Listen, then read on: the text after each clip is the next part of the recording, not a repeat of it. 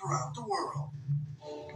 Native tribes of the American Southwest told of a race of red-haired giants, curiously similar to the accounts of the Celtic people of Europe, who described red-haired giants called the Tuatha De Danann. In India, early Sanskrit texts portrayed Buddha as a 9-foot-tall, blue-skinned giant.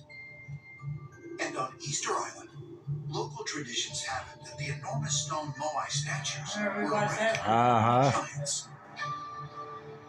In the book of Genesis, now, who could have made those and moved those thousands and thousands of years ago? Those giants, I guess, are talking about. Somebody.